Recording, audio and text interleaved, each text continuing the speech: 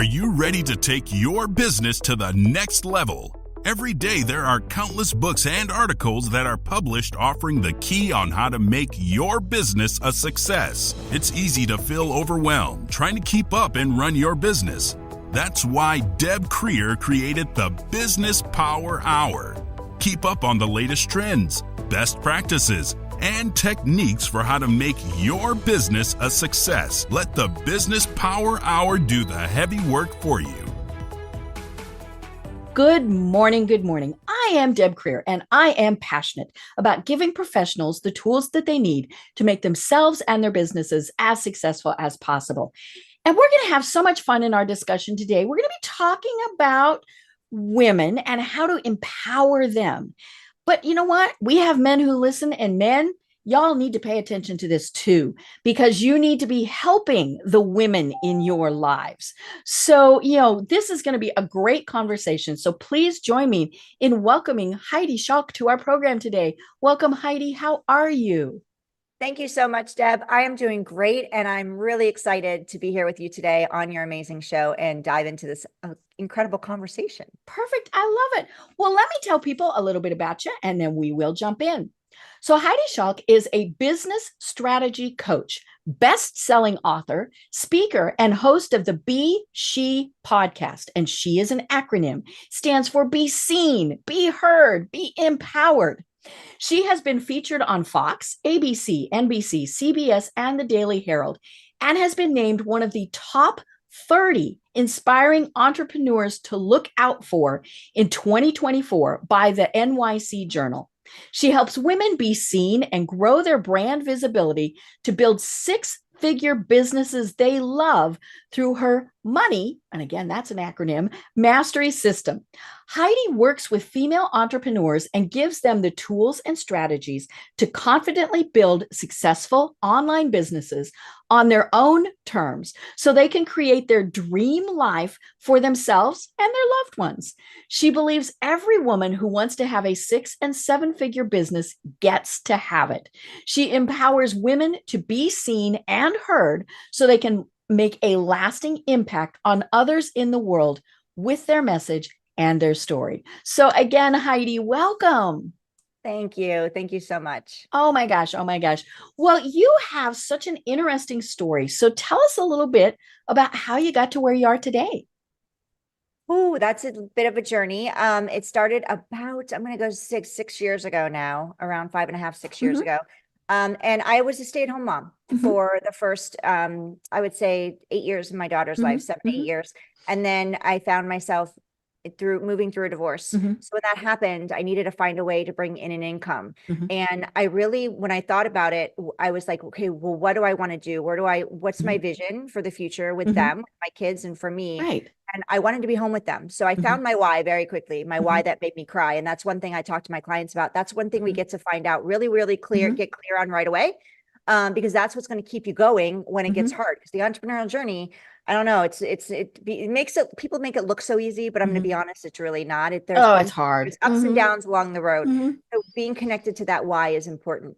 So I really wanted to be home with my kids, and I found coaching online. And again, they made it look so easy. Like anybody can do this, step into it, you're going to make tons of money. And it doesn't work that way. But that being said, I did work 2 jobs as I was building my business, but that was the catalyst for me starting my business. And I didn't start out as a business strategy coach.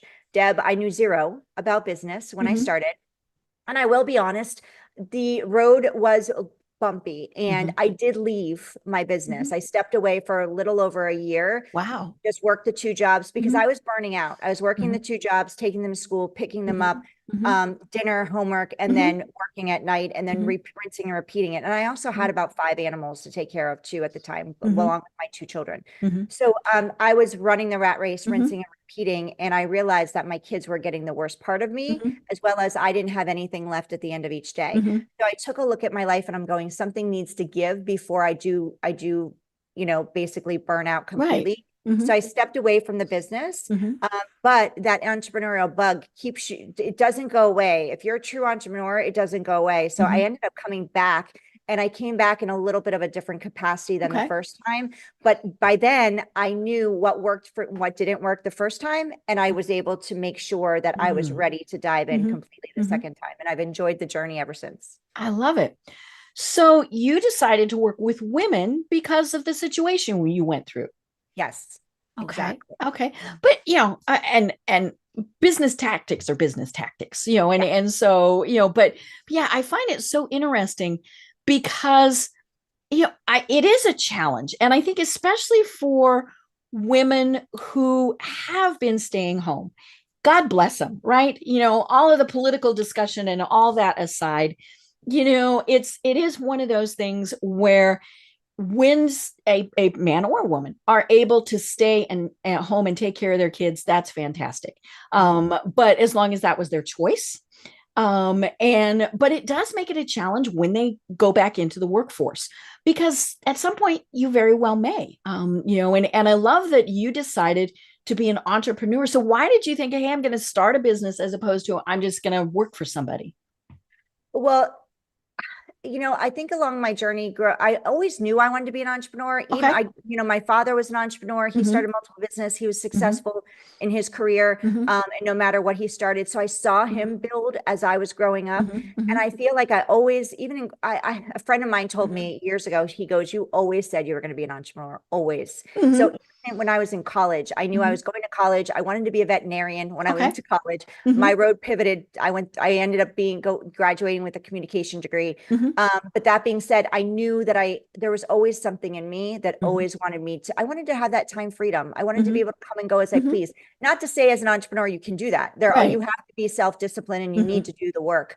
But so I think just that burning desire. And again, my why, I wanted to be home with my kids. That was really the driving force behind. And the only way I could do that at the time, because this was before 2020, this is more like 2018. The only way to do that was to be an entrepreneur where I could work from home and be there. Granted, I couldn't dive in right away and do that. I needed to bring an income while I was doing it. So I did need the two jobs in the process. But I will say there was a lot of fear when I first started. I had a huge, and that's where my podcast comes in, where it's Be S.H.E, because be seen, be heard. Because when I started my business, I thought, oh, this will be easy. I'll get out there and become a coach and, do what you love, they said, right? Right. But I didn't realize when I started my business, Deb, that I had a huge fear of being seen. I didn't realize that. So, until I had to actually put the content out there and, and show up on camera, I was like, oh, no, I can't do that. That was one of the things that was one of the biggest struggle, but the why was what really drove me. Right. And I think that's one of the things that we don't always think about is what is our why? And it changes. There could be multiple whys. And let's be honest, sometimes the why is because I want to make money. I mean, that's not a bad thing. It isn't a bad thing, but I do tell my clients, and I'll hear that a lot. I want to make money, because I'll be like, what's your why? That's one of the, but then the focus is different. We get to go deeper with if the why is the money, because the why was my money too. Why was it the money? Because I wanted to be home with my kids. I wanted the money so I could be home with my kids.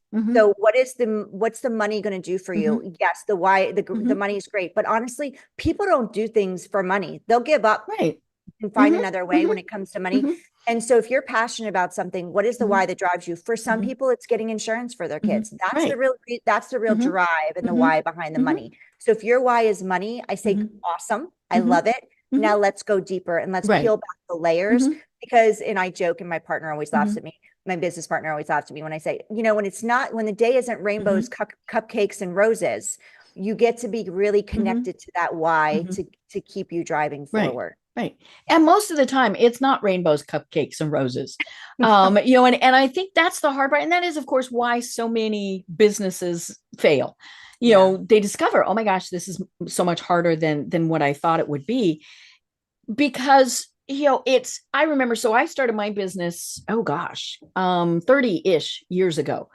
And so, long time, but it was in marketing, communications. And so very easy to be a consultant on my own, and things like that. I shouldn't say easy. It was much easier to do it, but I remember, you mentioned it, boundaries and things like that, because my clients expected me to be available 24/7.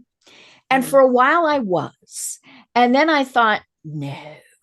And and obviously it depends on what you do, who your market is, all of those various things. But I set business hours and I tell them, these are my business hours. And I said, and they're pretty much a standard business hour, right? And if you want me to work on evenings and weekends and holidays, I'm more than happy to do that, but it will cost you double. And so they, of course, learned very quickly that whatever it was could usually wait. But I had to set those boundaries for myself too. Not responding to emails at 10 o'clock at night, right? Because now I might read it, but I learned stop responding, because then they expect you to respond. Right. But I also had friends and family members and people who, well, you're home. Why can't you be doing such and such? Laundry, go to the movies. I mean, all of those things. I'm like, no, I'm working. And I think that was one of the trickiest things I had to learn, was I had to treat it like a business. Yes. And and that's so many times I think so many people end up not being successful because it's still a hobby to them. And that's great, but just remember it's a hobby. Exactly. And I love that you brought up hobby. So there's two things I want to unpack there. One, if you're not making money in your business, you have an expensive hobby. You don't have it.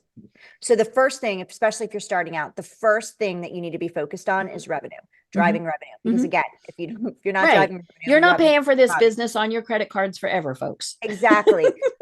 And you need to have a strategy. And I'm not saying you're going to start a business and bring income tomorrow. Can it happen? Absolutely. But you need to have a strategy that works and focus on one strategy. Boundaries are extremely important. And I think we've all learned for that. Hi, my name is Heidi. I'm a recovering people pleaser. And that's what happens. And many of us women are people pleasers. We want to make everybody happy. We're multiple and hats. We want to help. And all of those we want to help. It's part of our DNA. We're sympathetic and we want to help. And if we're an empath on top of it, hi, my name is Heidi. It's even more so, right? So we get to set boundaries, and you'll learn that real quick when you're starting. It's important to do that out of delight, especially as coaches. We want to be available to our clients all the time, because we always hear, over deliver. You can over deliver with boundaries. And you can help support your clients with boundaries. And I love that you set your office hours, which is important. You can set specific times, like you can have when I did one thing I did in my program, I don't have it right now, but in the past I've done it in my program, where I set office hours where I would go on Zoom for an hour. If they wanted to join me, they could. And we, along with our coaching calls and our trainings, because that was my way about over delivering. Can you send me messages? Yes. If it's on the weekend, then you will probably hear from me on Monday. And that's hard for me too, Deb. It's sometimes especially if it's just that you can quickly respond, right? Right. But it's true that you need to set those boundaries early on. So if you are a beginner, that is one thing that you will want to make sure that you're doing, because it's easy to burn out if you're always fulfilling. And 20% of your business should be working with clients. 80% of it needs to be on your business. It needs to be on the marketing. It needs to be on the networking. And you are a salesperson, whether you like it or not. It needs to be on enrolling new clients and growing your audience and those things. And if you're 80% in client fulfillment, you're gonna burn out and you're gonna go under. Yeah. Right. Absolutely. Even if you absolutely, truly love your clients, which, let's be honest, we don't always. We don't always. And that's another key point. Like, you have the power to let go of a client. You do not. And that's another thing. Have an agreement and let them know that you have there's an out for both of you. This happened to somebody that I know. She had the out for them.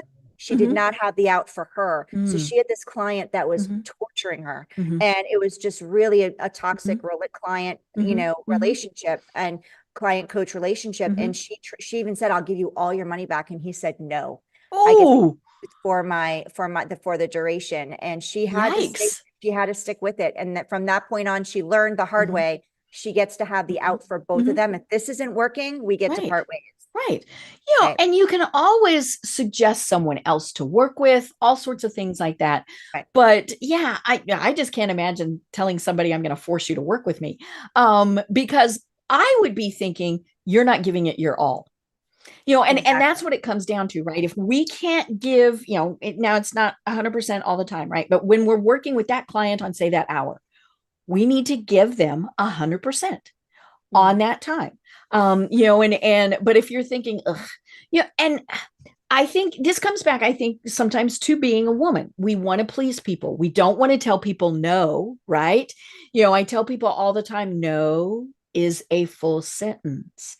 It doesn't need to be followed by but. You know, you can just say no, but we do want to please people. And it's funny, years ago when I was first starting out, I was talking with a client. I've talked about this on the program before, potential client who, meeting with him, I thought, there was just something there. Now, it wasn't a scary or anything like that. I mean, it was, you know, I felt comfortable in his presence, all those things. But there was something that I was thinking, this is just not right. And that little voice, you know, in my head was saying that, and or actually the little voice in my stomach was saying ooh, and my head was going, yeah, but we need the money, right? Mhm. And so turns out he was incredibly unethical, and luckily I found that out before I started working with him, because he did say, hey, I want to work with you, and there were some other things that transpired, and I discovered he was not in any way ethical. And so I turned him down, and you know, he was, I also put the word out, because he was one of these people that he was going to play all sorts of games and all sorts of things. And but you know, follow those voices. You know, those voices are protecting us. Now, the voice that is saying, oh, you can't do that, right? No, ignore those voices. But the voice that is saying, hey, there's something off, there's probably something off. Yeah, there's a difference between limiting beliefs and Mm-hmm. your Mm-hmm. intuition. Follow Right. your intuition. Mm-hmm. And that's rare. Your Mm-hmm. experience is rare. I don't want Right. anybody to Oh, be yes. nervous In about, my oh, I 30 have to. years, I've only had that Yeah, once. Mm-hmm. it's rare, and it's rare that you're going to Mm-hmm. have a client that you need Mm-hmm. to let go of, but Mm-hmm. it could happen. And I Mm-hmm. just want to share that, like, don't be afraid to Right. let that go, because Mm-hmm. when you let the go, Mm-hmm. if you're taking clients on Mm-hmm. because you need the money, you're Mm-hmm. going to live in scarcity. Mm-hmm. If you let go of the clients that you know are Right. not a fit, Mm-hmm. you've got two more Mm-hmm. clients following up behind Right. that. The abundance opens Mm-hmm. up because you're Mm-hmm. standing in your truth, Mm-hmm. and you're owning the fact that this is my business Mm-hmm. and I get to work with who I want Mm-hmm. to work with. You Mm-hmm. get to, that's the beauty of being an entrepreneur. Right. Mm-hmm. You get to create your Oh, own yeah. dream clients Mm-hmm. and work with them and enjoy them. Mm-hmm. And you mentioned something else and I lost it, but It'll come I back. yeah. Oh, that's what I wanted to share. I have a few different programs, and the lower ticket program, Mm-hmm. there people can enroll in them because Mm-hmm. it's not me working with Mm-hmm. them Mm-hmm. one-on-one. When it Right. comes to my mastermind Mm-hmm. coaching program, that's a more higher ticket Mm-hmm. program. I interview for that because Mm-hmm. I'm like, we're Right. working Mm-hmm. intimately together for a Mm-hmm. year. Mm-hmm. It's not one-on-one, it's a Mm-hmm. hybrid. So it's group, which I believe you need to be in a Mm-hmm. group of other Right. women Oh, supporting yeah. The and feedback that you get and networking. the support. Yeah, Mm-hmm. yeah. Mm-hmm. And then the one-on-one piece that I give them too. Mm-hmm. So it's a hybrid model, but Mm-hmm. it's a year together. And I want to Mm-hmm. make sure if I'm working with Mm-hmm. somebody for a year, Right. that one, I can help them Mm-hmm. and get them to where they want to Mm-hmm. go, depending on what their goals are. I get to be Mm-hmm. clear on that because Mm-hmm. I want to know what their vision is, Mm-hmm. and I get to be connected Mm-hmm. to their vision. So Right. you need to be enrolled when you're enrolling clients. Mm-hmm. You need to be enrolled in their Mm-hmm. vision in Mm-hmm. order to be able to work with them and support Mm-hmm. them.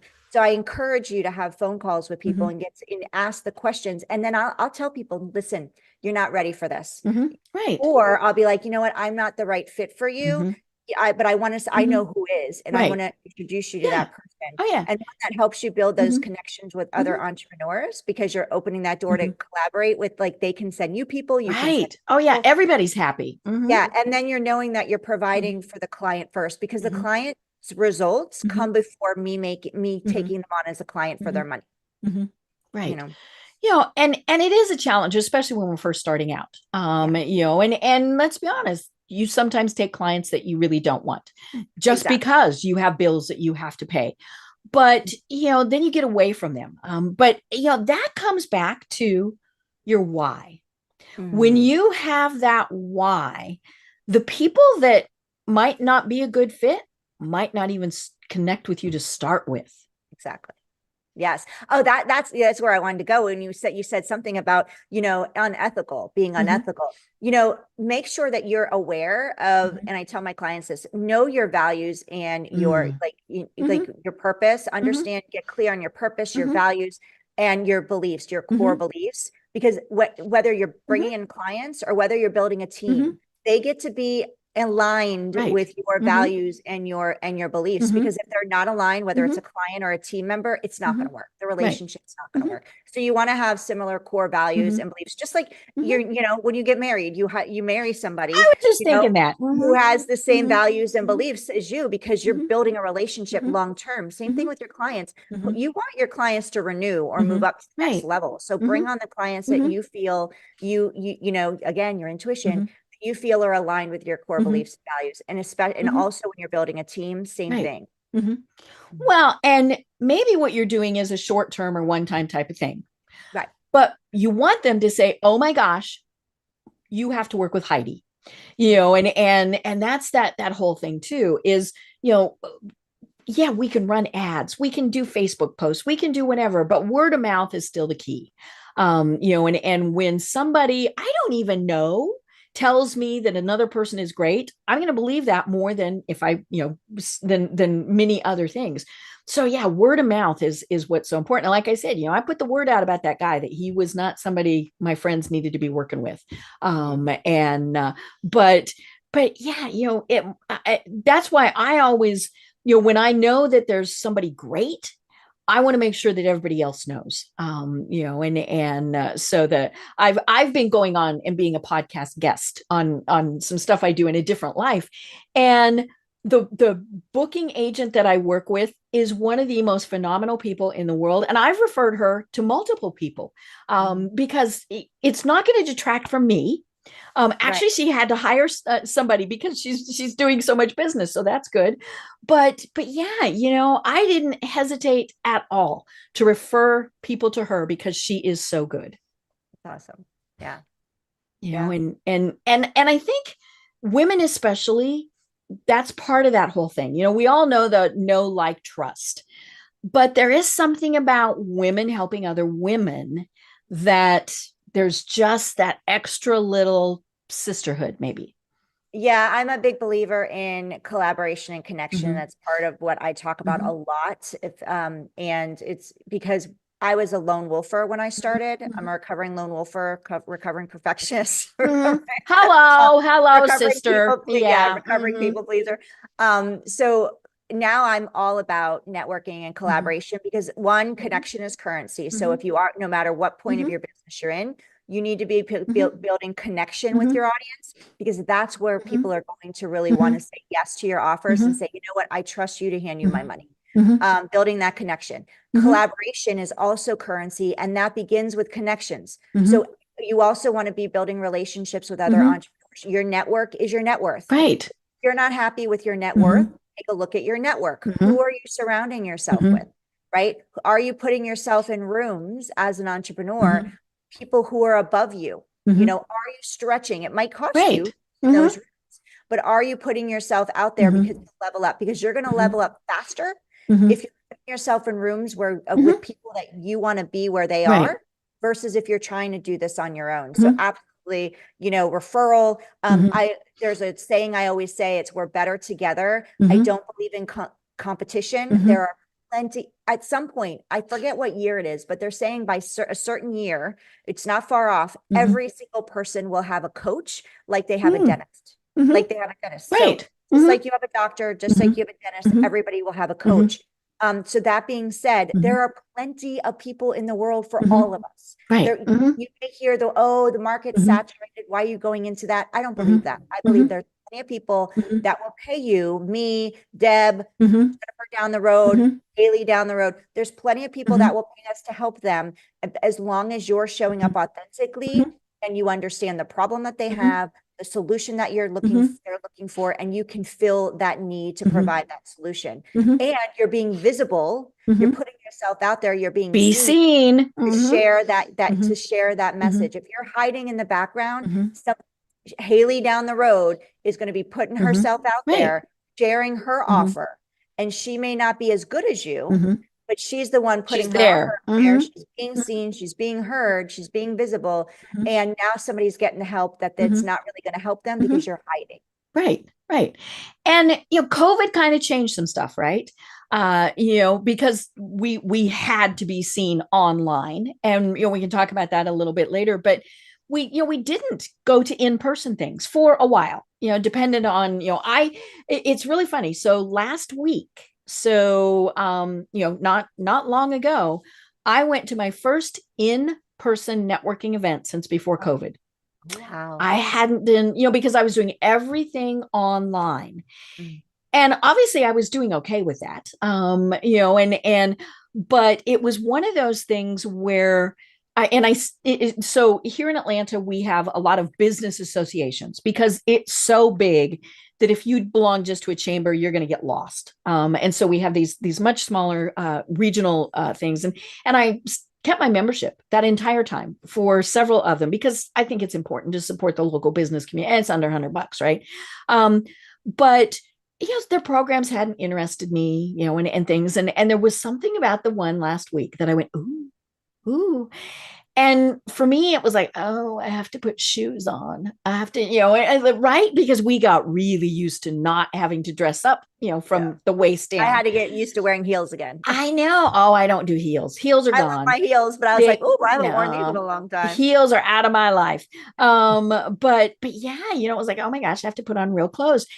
And the program was great. I am delighted to say that speaker is going to be my 1000th guest later on this year. He was that cool. I mean, that was, but being with the people again was what it was like, oh my gosh, because most of them I didn't know. I mean, I hadn't been there for several years, but the ones that I did know were like, where have you been? So, that is part of it. It's not just getting out there and spreading your message, which we need to do, but it is about making sure, like you said, that we're showing up and really making sure that people know that we exist. Yes. And there's different levels of being seen. And there's fear associated with each one. And because for me, it was going live. I was so scared of going live to where, I mean, it was the ugliest live you'll ever see. And I tell everybody, you're going to be so much better than me. Because I have a lot of women that are like, I'm afraid to go live. I can do this, this, and this, but I'm afraid to go live. So that's where I'm like, well, then that's your next cut. You get to go there, and I'm going to support you getting there because that's going to level you up. Some people can go live on a dime. I can go live on a dime now. Right. But put me in a room, I'm an empath. So put me in an introvert. I'm an introvert and an empath. So put me in a room with 200, 500 people. I'm going to be like, it's a little overwhelming. It's a little overwhelming and a little nervous. So I have a goal, how many people I want to talk to and connect with. And then I get to exit and I get to recharge my energy. Right. But so being seen at I've had clients, they can go live on a dime, no problem on social media. But when I tell them, okay, I want you, I'm connecting them with podcasts so they can get out there. They're like, oh, that makes me real. I'm scared of that. And I'm like, this is where you get to go. So being seen means different things for different people. And there's a fear associated with that, whichever makes you more nervous, depending on our past experiences. So getting in rooms is really important. Getting in virtual rooms, hanging out in Facebook groups. I'm not saying you have to spend your day there. 10 minutes a day, networking with, in groups that have your ideal client in there, sharing value.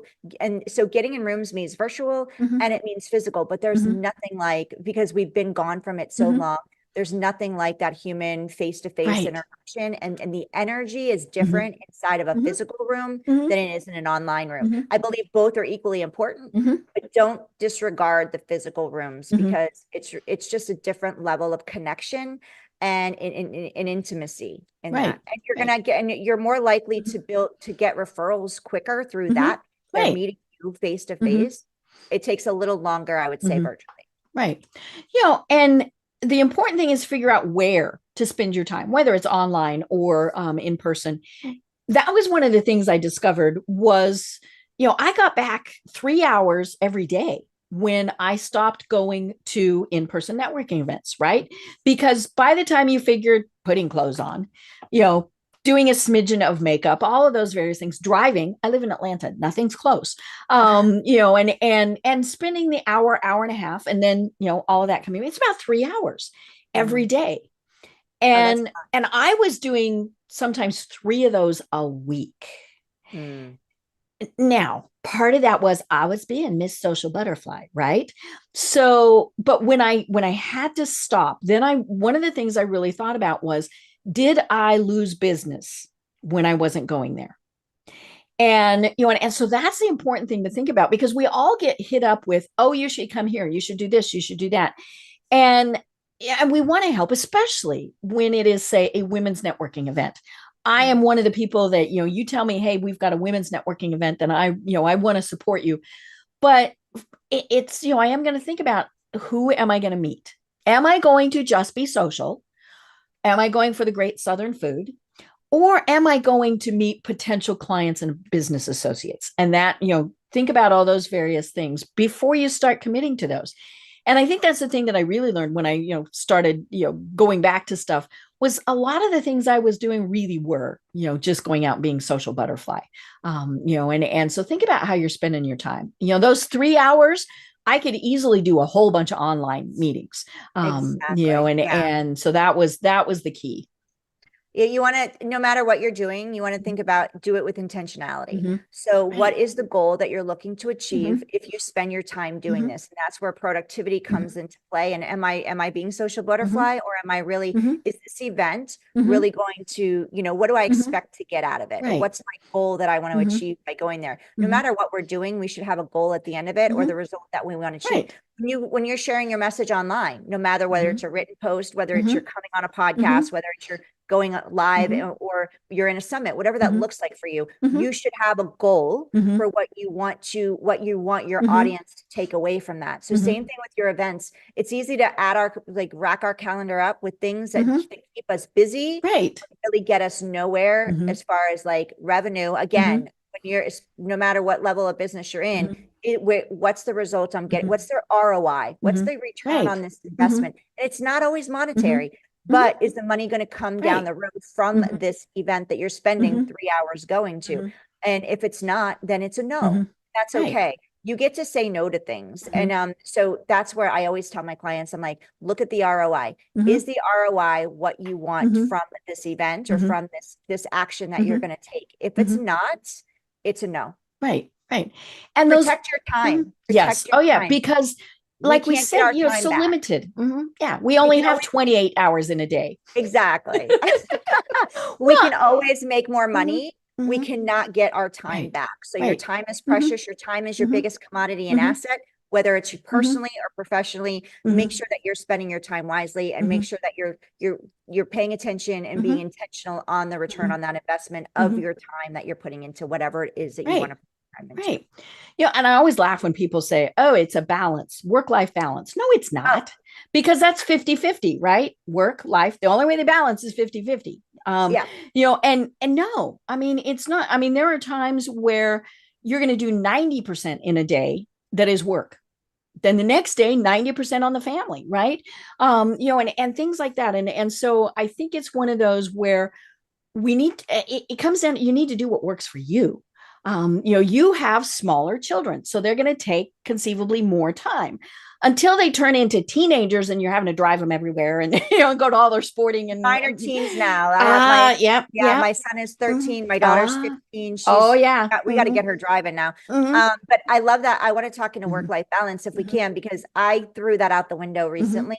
Because I was striving so much for work-life balance, because I hear that all the time. Work-life balance, you can create work-life balance. And I'm like, why am I failing consistently on work-life balance? And I felt like I was you feel like you're failing both sides, right? Exactly. So I was like, I've been on different podcasts, and I've had people on mine who talk about self-care, and it clicked one day, and I shared this on a podcast, and she goes, oh my gosh, that she loved it. And I'm like, it just hit me having this conversation that work-life balance is just some form of perfectionism I've been striving to create. one, perfect is boring. Mm-hmm. Perfect doesn't even exist. Mm-hmm. And when we're striving for perfect all the time, we're setting ourselves Mm-hmm. up for failure. And Right. as women, Yeah. we Mm-hmm. want to be perfect in every Mm-hmm. way all the time.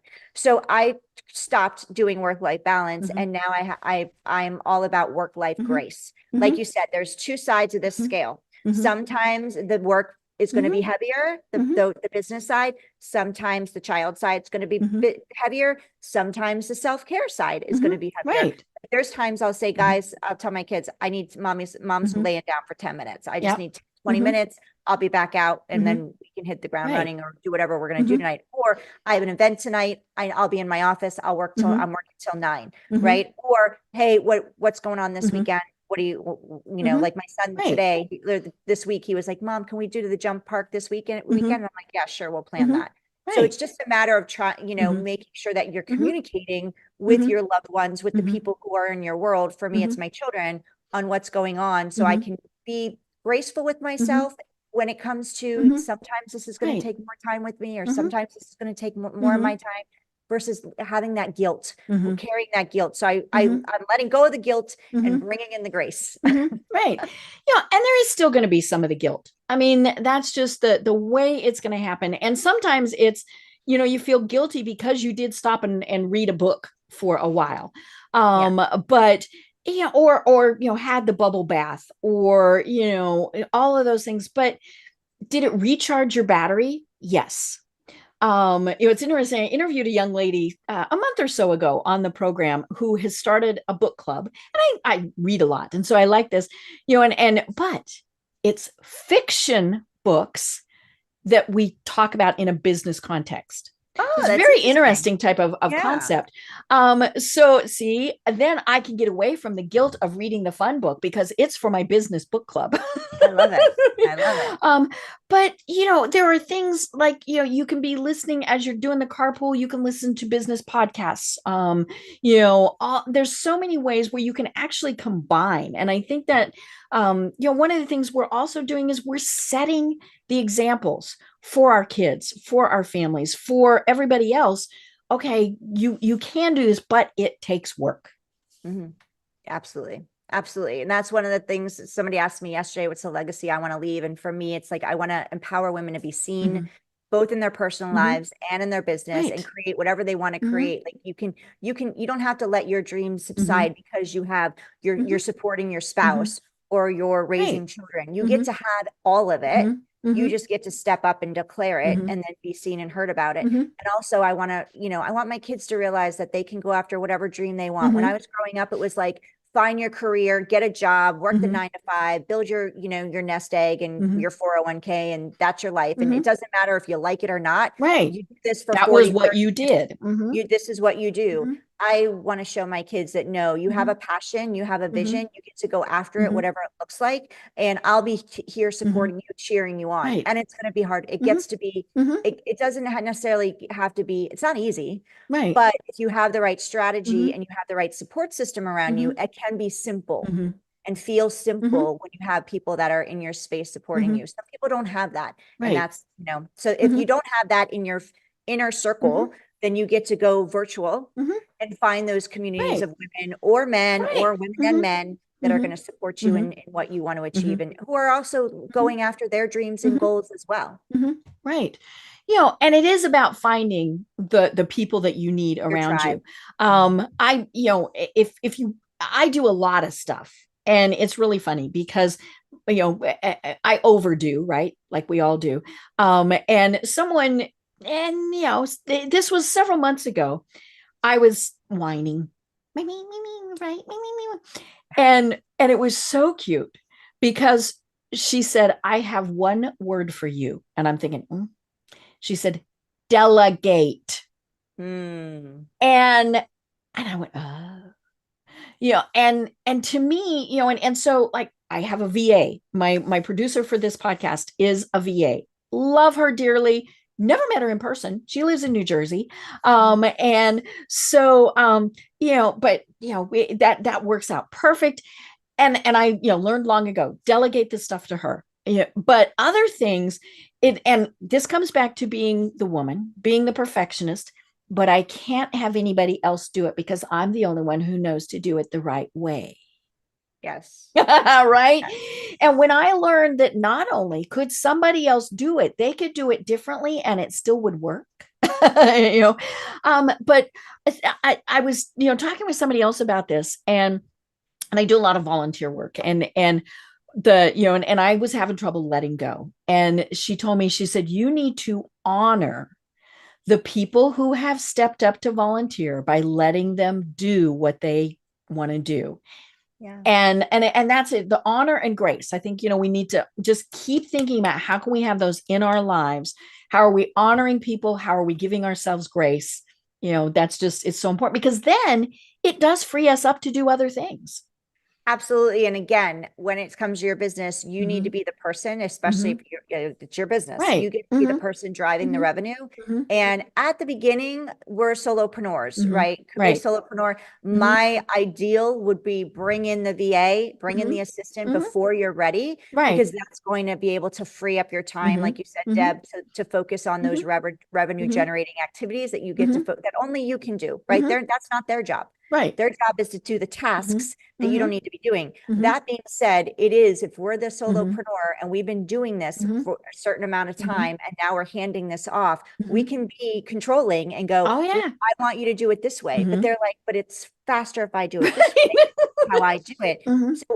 So that's a really big lesson that many people get to learn, is that you need to, if you're going to delegate and you're going to bring somebody in and you're hiring them specifically for their zone of genius and for these specific tasks, you get to let go of micromanaging and let them handle it. And if they make a mistake, okay, that's how you learn and grow. Right. But chances are you're hiring them because that's their zone of genius. They know what they're doing. They can do it faster than you. They can do it better than you. And it's okay that they do it different than you, as long as it gets done when it's supposed to get done. Yep. Oh yeah. And the thing that I have discovered, and this is the humbling thing, a lot of times it is better.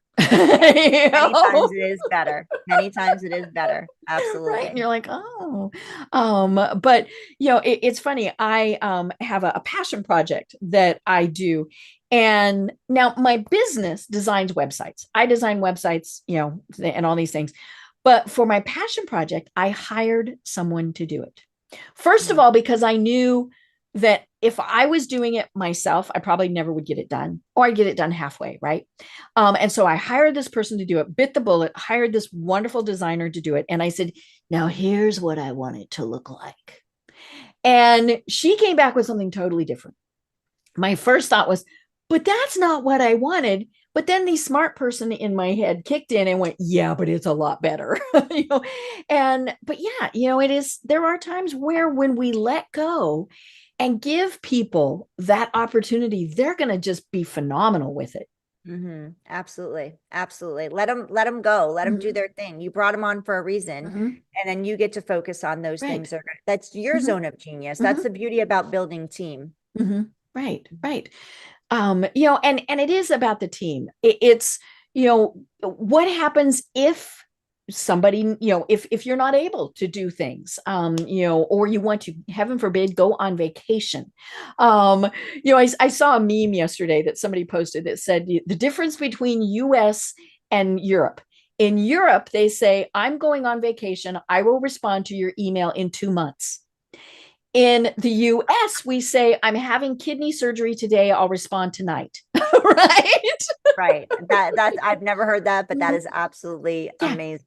Yes. And that is true. We don't, and I think it's, I don't know if it's that we're afraid they're going to go somewhere else or whatever. But when we tell people I'm going on vacation, they're like, okay, or I'm getting a new kidney or whatever, and it comes back to, as you were saying before, the communication. And boundaries. If you tell people, I'm not going to respond to an email after 6 p.m. I'm, going on vacation. All of these various things, they're all very understanding. But if it's just, you don't do something, then they get annoyed. Yeah, I this is a good point because I went on a cruise last summer and I was gone for, I think it was 7 or 10 days. I can't remember, 7 days. And I didn't buy the package. Cruises don't have, it's amazing, Right. You can buy the internet package. And I was like, no. And even my team was like, no, you get to unplug and go away. We've got this. So I let my clients know I am you cannot unreachable for 7 to 8 days. And they, you know what, they were like, have a great time. I'm like, if you need anything, my team is here, reach out to them. You can message them in the Facebook group and they'll support you. Do you know nobody needed anything? They got it. Which is a little humbling, right? But it means that it's working well. Right. And they were able, you're allowing them to like when we're a coach, we're not here to do it for them. Right. That's a done for you system. Yeah. As a coach, you want to empower your clients to find the answers themselves. We're here to guide you and hold you and support you along the way. But our job as coaches is to pull out that information and make sure that they're thinking for themselves. We're not just answering the question. Right. And again, it goes back to boundaries too. You get to set the boundaries from the beginning for your clients, for your friends, for your family, for all of that, so that you don't have these issues down the road when you are going for kidney surgery or you are going on vacation or any of that. You get to set those clear boundaries. And if anybody doesn't respect them, then that's something that's a different conversation. That's a different conversation. Right. Absolutely. Absolutely. And yes, there are emergencies. I've had podcast guests on before who are parents, and they're so funny because more than once they have told me they have a sign on their door that says, unless you are bleeding, do not interrupt me. Right. I need to get one of those. I need to get one of those. Right. Yeah. And, and I was talking with somebody the other day and he was the stay-at-home dad. And he said, and his didn't say that. His said, unless I need to call an ambulance, don't interrupt me. But part of that, you have a phone, so call them yourself, but let me know they're coming. But he said that is teaching them because, they're obviously not little kids. But he said it's teaching them to deal with things on their own. And so it was funny because when you were talking about here's your role as a coach, I was also thinking that's your role as a parent, right? And so, your clients are kind of like the little baby birdies, you raise them and you give them the tools and then you send them on their way. And then what they do with it, who knows, but you're there if they need something, but yeah, it's, and I always laugh when people say, I don't need a coach. I've been doing this, and like you were saying, people are going to have coaches. It's coming. Tiger Woods, Tiger Woods has coaches. Venus Williams has coaches. When professional athletes at elite levels still have coaches, that shows you the value of a coach. And more importantly, they have multiple coaches. Which is sometimes what we need as business people. We might need somebody that's going to help us be the salesperson. We might need somebody to help us, with whatever. But yeah, it's, and I think the thing that I always want to get through to people is you are not in any way saying that there's something wrong because you need a coach. It takes strength to ask for help. Yes, absolutely. Yes, it does take courage to ask for help. And many of us won't ask for help because we think that it makes us look weak. However, it doesn't. By you asking for help absolutely makes you show up stronger. And people in general, like just naturally, we want to help. And you're allowing if you're not asking for your help for help, you're not allowing somebody to give you that gift, and you're not allowing yourself to receive. And that's what we don't get to give all the time. We also get to receive. Be open to receiving and let that magic and allow that person to help you. When you're stuck, if you ever get stuck with putting out content or not knowing what to do, or you're sitting in your stuff and you're like, you know what, this just isn't working. Reach out to somebody and ask how you can help them. Because by leaning forward and leaning out and focusing out, all of a sudden that creativity is going to open up for you. So you're not so focused on your stuff and you're allowing yourself to help someone else. You brought up the parenting thing, and I will share that being an entrepreneur and a single parent, and I have 2 teenagers, my son didn't know how to cook anything. I would say a few months ago. Now he can make grilled cheese. He can heat pizza. He can make pasta. He can make eggs. He makes pancakes. And that's because I'm working from home. They're home for the summer now. So on the days that they're home and I'm working, he'll come down and say, he used to say mom, and I'd stop and make him his food. And now he gets to, you know, my daughter said, Luke, you're old enough now, you can cook, you know, so he learned how to do it.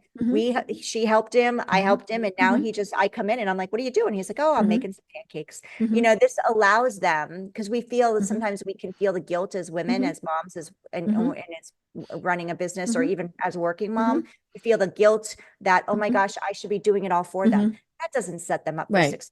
It doesn't, and it doesn't allow them to be creative. He would have never known that he loved cooking, because he was like, can we start cooking these things together and to create new meals? So he cooked dinner one night and we did it together. He would never have that experience or even know that he loved cooking. Right. If he I might wasn't want to be a doing chef at some point. Who knows? If I wasn't doing my business and doing that and allowing him the space to like figure it out. Right. Right. Well, and that, you know, the same thing goes with the people we are working with and working for. Yeah. In many cases, it is faster and easier for us to just do it. Right. Yes. But, you know, and I fall into that trap. You know, I fell into that trap earlier this week. It was like, I can make this phone call faster than I can send a text to somebody to tell them, hey, you need to call those people. And then I thought, no, take the time, let them do it. And, you know, and it actually took longer for me to do that, but it was their responsibility to be reaching out to that person. But we don't grow when somebody else does it for us. Right. Exactly. So, you know, what are some other things that you would have done differently if you were starting over again? What I would have done differently, that's a great question. I would have brought in support sooner. Okay. Because the second time I did step away from my business for about a little over a year, because I might move through burnout. When I came back, that was my first decision. I didn't do it alone. I brought in an assistant. I now have a business partner. I'm not doing it alone because I can't do it all alone, nor do I want to. And when I'm having those days where it's like it's thunder and lightning versus cupcakes, roses, and balloons, they're there to pick me up. And the same thing, when they're lifing, then I can help them and support them. I would hire before I would hire before I was ready. That's one thing I would say. I would hire before I'm ready. Let somebody take some things off your plate and focus on what you would do. I would set my boundaries. Definitely set my boundaries. I would have a morning routine where, like, literally getting yourself and, you know, into that system because the most successful people have a morning routine, whatever that and you have one with your kids, right? Right. But I love getting up earlier and having my coffee and journaling. I do my gratitude journaling now, which I didn't do then. And I do it a little differently than most people, but I like that time by myself. One of my dogs comes and lays with me and I have my coffee, and then the morning goes. Now that they're home for the summer, it's shifted. And when I say morning routine, I don't mean necessarily in the morning, whatever works for you. If you're a night person, of course, schedules change too. Right. So, and you get to shift that, but you need to have some routine that sets you up for success. And I would surround myself with community. I would find a community, a network of people that I felt like I would put myself in rooms.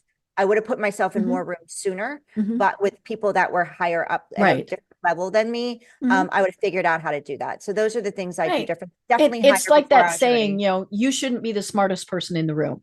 Exactly. If you are, it's time to leave that room. Right. Or unless recognize that maybe you're the coach in that room. Exactly. I said, unless you're the mentor, absolutely. Or you're there, you're benefiting, you're getting, you're supporting them. But definitely, if you're the smartest in your room, in that room, and you're not in other rooms, it's time to get into some other rooms. Right.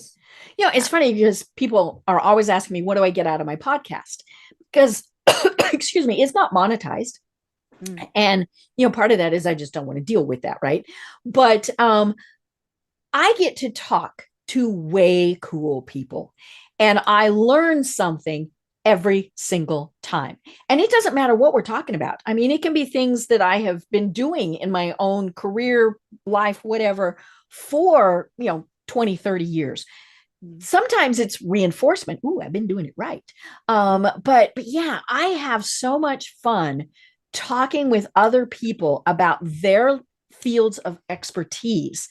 And to me, that is why I do this. And hopefully then our listeners get the same thing out of it. But yeah, that is the thing, is we have to always be growing and learning and expanding. Yes. Yes. Yep. Absolutely. Well, oh my gosh, Heidi, I can't believe it. We only have about 5 minutes left. Oh boy. I want to give you the opportunity to tell people how they reach you and what are the services that you provide. Ah, thank you so much. So you can reach me. I'm all over social media. So any platform. I'm the only place I'm really not active is Twitter, or X. Is that called X now? X. I mean, you talk about you're a branding person. That is one of the stupidest things, right? Okay, I that love was my you. soapbox. I love you. Okay. So I'm everywhere but there. So Mhm. Instagram, you can find me at Mhm. Heidi Schalk Coaching. Mhm. Facebook, you can find me Heidi Schalk Coaching as Mhm. well. Or friend me. Mhm. And on Facebook, I have a Facebook group called Female Entrepreneurs and Leaders. So you Ah. can join us inside Mhm. that Facebook group. It's free to join us there. Mhm. And then I'm on LinkedIn and Mhm. TikTok, same thing. You Mhm. can find me the same handle. My website's HeidiSchalk.com, and that's SCHALK, chalk with an S in front of it. Mhm. .com, and I have some things you can grab for free on there. So Cool. if you're looking to shift your mindset, I have a Mhm. Cultivate Your Millionaire Mindset guide that you can Mm. grab on Mhm. there. You can download it. I also have a goal setting templates, and we Mhm. literally take you from 10 years all the way back to the Mhm. current month you're in. So Mhm. if you're reverse engineering that Mhm. backwards to Mhm. create your goals and set your vision. And I Mhm. also have inside that template is also a marketing strategy plan template for your business to set up your marketing strategy. Lovely. Mhm. If you don't have a marketing strategy for your business, you better do that today. Right. And you can go grab that Mhm. template at HeidiSchalk.com. Mhm. For our programs, we have a program called Business in a Box. It's Mm. for brand new beginners, Mhm. because when I started, I joined a program that was above my head. I Mhm. didn't realize, like, it was expensive to go into it. Mhm. And then the strategy that they taught, I needed to invest another about $3,000 into it. Ooh. And I Mhm. wasn't expecting that. And I'm Mhm. like, okay, I brand new Yeah. divorce. I got to pay my bills. That Mhm. wasn't on the radar for Mhm. me. So I put together, we're actually still finalizing the pieces of this program. So Mhm. if you're interested, reach out to me. But this Okay. is for brand new beginners, Mhm. called Business in a Box. We break down the tech, we simplify the strategy to get you clients Mhm. consistently right away, and, Mhm. and having you become Mhm. visible. We also have a program that we're just launching next week called, or yes, the week Mhm. that's there, Mhm. Visibility in a Box. No, Cool. Visibility is a Vibe. Ah. So this is all about being seen, setting Mhm. up your tech, getting Mhm. on stages, mastering your messaging, creating your offer. Mhm. And so it's called Visibility as a Vibe, where we're really setting you up to be seen Mhm. and visible, grow your audience, and then get clients Mhm. that way. And then I have my mastermind group program. That's a year, and Mhm. that's more of an upper level. So Okay. when you're ready to scale, Mhm. and bring in team, and you're ready to take your business to the next level, that's where this program Mhm. comes in. It's a year program, and this is the hybrid model where Mhm. we have a group coaching, Mhm. where once a week we meet we do a training and we have group coaching together. Mhm. And then once a month we do our accountability call, and that is one-on-one. That's your Cool. one-on-one coaching that Mhm. you get. So that's the year program. And Mhm. if that is by invitation, so that's where we do the phone call, Mhm. and we get to know each other and see if it's a fit, and Mhm. if you're a fit for the program, and if the program's a fit for your Mhm. needs. Oh, I love it. I love it. And we will link to your website in the show notes. This has been such a fascinating discussion. And like I said, we're talking about empowering women, but men, you have women in your life. So are you empowering them? And and especially if you have daughters, right? You know what? Guys, make sure that your daughters know that whatever they choose to do, that's great, and you will support them. But yeah, it is so important. So, I've been having this fascinating discussion. Do you have any final thoughts that you want to leave everyone with? Yes. So based on our conversation, don't give up. There's so many people right now leaving the coaching space. They're going back to the 9 to 5. So and I don't want to see that for women. So don't give up. If you need support, make sure that you're not lone wolfing it. Ask for support, ask for help. And you need to treat your business like an athlete treats their sports. If you want to get on that podium, and I love this, and I've heard it from somebody, and I live by this. If you want to be on that podium, and then you get to be down in the arena playing the game every single day. And that comes along with getting mentorship, that comes along with having a team around you of support. And that comes from playing teams. So if you really want, you need to treat your business. It's not a hobby. You get to treat your business like an athlete treats their sport. If you want to become world-class, then that's how you need to show up in your business. So keep going and hire before you're ready. That's my last tip. Hire before you're ready. Oh my gosh. I love it. I love it. Well, I've been having so much fun talking with Heidi Schalk. She helps women be seen, be heard, be empowered. And I am Deb Creer. And until next time, everyone have a great day. Tune in for our next program for even more trends, best practices, and techniques for how to make your business a success. The Business Power Hour, hosted by Deb Creer, is proud to be part of the C-Suite Network.